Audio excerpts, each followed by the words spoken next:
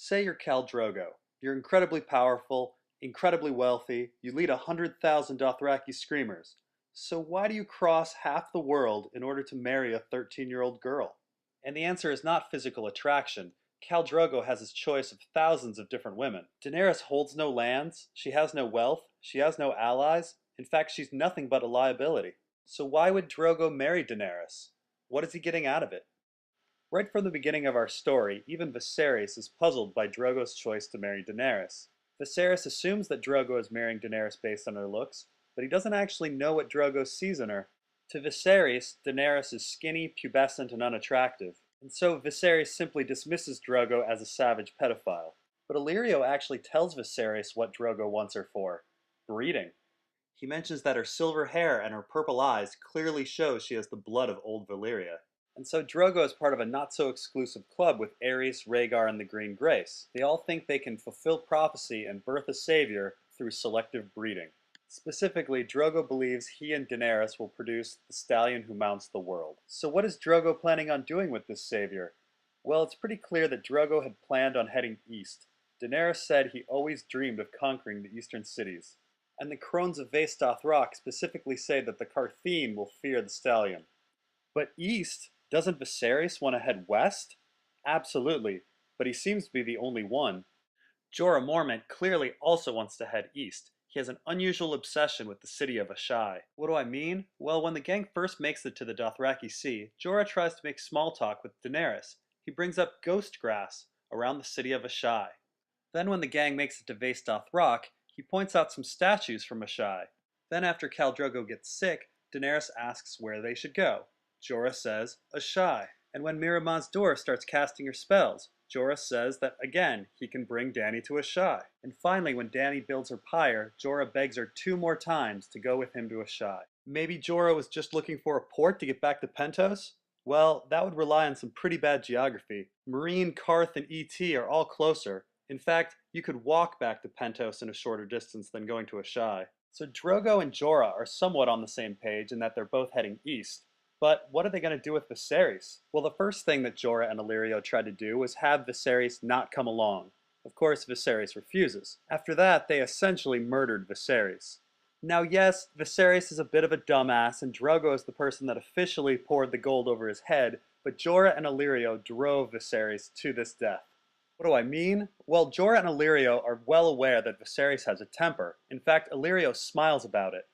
But Viserys is protected by one simple fact. He doesn't speak Dothraki, and the Dothraki don't speak the common tongue. If they insult him, he doesn't understand. If he insults them, they don't understand. Yet in the middle of the Dothraki Sea, Viserys does lose his temper. Somebody commands him to stop.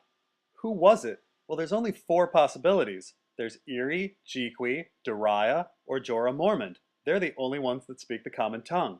And all of them were given by Illyrio.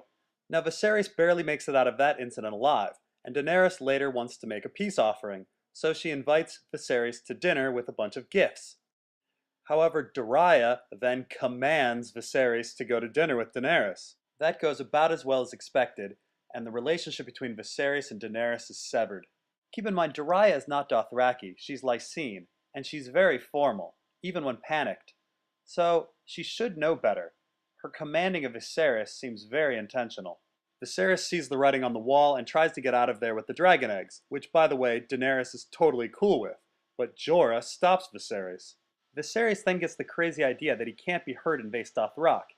Now it's most likely that he got this information from the 4 common tongue speakers in his party, but even if he didn't, Jorah put in no effort to correct this misinformation. Viserys' death by alcohol parallels that of Robert's, which makes me wonder if Jorah had a hand in getting Viserys drunk in the same way that Lancel and Cersei had a hand in getting Robert drunk. Did Jorah encourage Viserys to visit the market in the same way he later encourages Daenerys to visit the market? And who gave Viserys money to buy wine? Daenerys specifically said he didn't have any money. And this all leads to the famous crowning incident, which by the way Daenerys tries to de-escalate by offering Viserys the eggs. Jorah, though, doesn't deliver the message, and instead chooses to translate escalating insults from Khal Drogo. So while Viserys certainly had a hand in his own demise, he was guided there by Jorah and Illyrio's other creatures. But if Illyrio wanted Viserys dead and Daenerys in Asshai, why didn't he just kill Viserys and tie up Dany and pop her on a boat in the first place? Well, let's think about what it actually takes to hatch a dragon's egg. Euron meets a Myrish wizard that says he can do it in 1 year. And the Targaryens used to place dragon eggs in the cradles with the baby Targaryens. So it sounds like there's a period of incubation for a dragon's egg, perhaps one that involves being near a Targaryen. Now, Melisandre is convinced that the blood of kings is used to hatch dragons, and the fact that Drogo is on the pyre helps support this theory. And of course, it's very clear that fire and sorcery is also needed to hatch the dragons. Now, I'd like to go over a story that Dariah tells, but let's keep in mind that Daenerys is Drogo's moon of his life, and Drogo is Daenerys' sun and stars. A trader from Karth once told me that dragons came from the moon. He told me the moon was an egg, Khaleesi. Once there were 2 moons in the sky, but one wandered too close to the sun, and cracked from the heat. 1,000 dragons poured forth and drank the fire of the sun. You are foolish, straw-hat slave. Moon is no egg. Moon is God, woman, wife of sun. It is known. So overall, it seems that a Targaryen incubated egg, along with the blood of kings, are both needed to hatch a dragon. The final element, fire and sorcery, would be plentiful in Asshai. But of course, Illyrio's plans are interrupted by Mirri Maz Duur, who trained in Asshai. Interestingly, she also trained with the Moon Singers of Jogos Nhai with birthing songs. So Illyrio couldn't just pop Dany on a ship and send her to Asshai because he'd be missing half of what's needed to hatch dragon eggs. The sorcerers of Asshai also need Khal Drogo's king's blood to hatch the eggs, and so Illyrio has tricked Drogo into believing prophecy. Tricked? Absolutely. Prior to even making it to Vaesdoth Rock, both Viserys and Jorah know about the prophecy and know what the crones are going to say. Viserys even calls it a mummer's show. Now it's possible that Drogo set up the crones, but his emotional whisper to Dany about the stallion makes me think he actually believes the prophecy. So it seems that our characters have been tricked by a lot of lies and empty promises from Illyrio. Drogo and Viserys are tricked into a Drogo-Dany wedding. Drogo is promised the stallion that mounts the world, and Viserys is promised Westeros. In fact, both of these promises are empty. Viserys was disposable, and Drogo, after making it to Asshai, would likely be sacrificed for his king's blood. But why send Drogo and Dany to Asshai? What does Illyrio gain? Well, Illyrio clearly wants to make friends with the Tiger faction of Volantis. They are all worshippers of the Red God. Illyrio talks up the Red God, invites a Red Priest to Dany's wedding, and wears tiger-eye jewelry to show his dedication to that faction.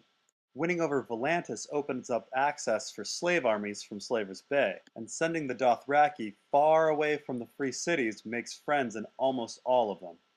And this all helps Illyrio's real plan of putting Aegon on the throne in Westeros. Of course, Illyrio changes his plans. He attempts to poison Dany, which angers Drogo into actually wanting to invade Westeros. Ironically, the fake plan he told Viserys becomes his real plan. Jorah then tries to get Drogo to head to Meereen, sell his slaves, and head west. I guess Jorah was lying when he told Viserys and then Daenerys that Dothraki do things on their own time.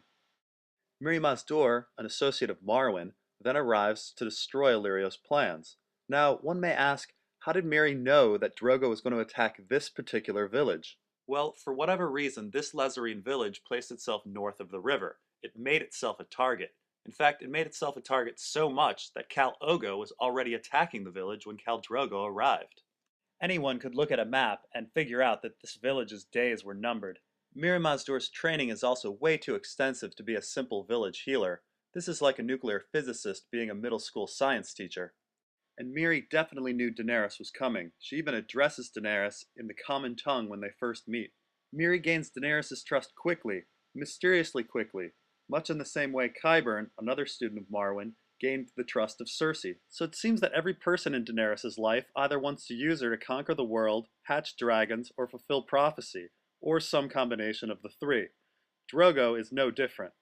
All Dany ever wanted was a house with a red door. Once again, I'd like to say that I'm probably wrong about half of this, and next time we'll talk about how large is the Northern Conspiracy.